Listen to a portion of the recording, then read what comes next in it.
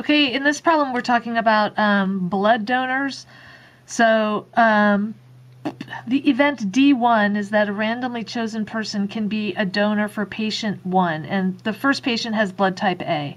So for blood type A, they need somebody who is blood type A or blood type O, right? That's what it would mean for an event to be in, or an outcome to belong to the event D1.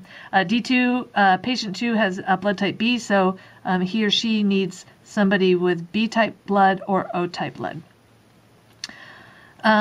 So we're trying to find this, but on the way we're going to find these. So what's the probability that we get somebody who can donate blood to the person with blood type A? So that's what the event D1 is.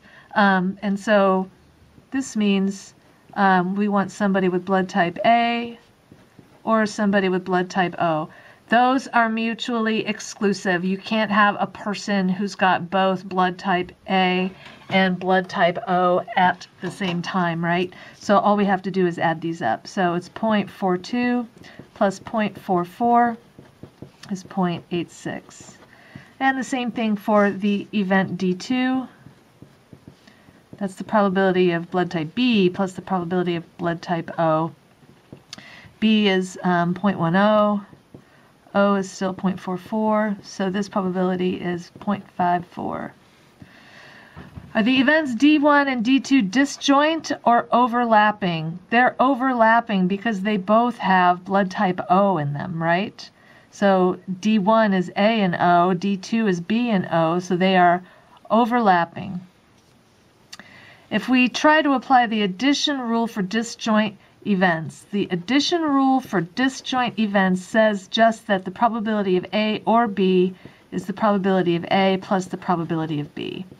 That's the addition rule for disjoint events. If they're not disjoint, then you have to subtract off the probability that they will both happen, but if they're disjoint, that probability is 0. So if we try to apply this, so here we're doing the probability of D1 or D2.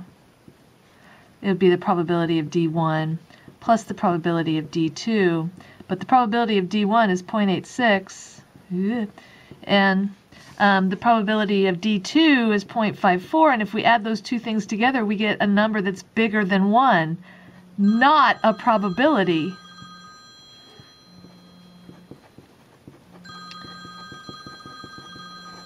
Hold on just a second. Robocall. Anyway, if we just try to do that, we get this thing, which is not a probability. So that's the only point that we were trying to make here. These things are not disjoint. If we did want to compute the probability, we would of D1 or D2. They didn't ask you to do this here, but if you did want to compute it, you would need, so this is not it. You would need the probability of D1 plus the probability of D2 minus the probability of both. Well, we know what this is, 0.86, and we know what this is, 0.54. What's the probability of both D1 and D2?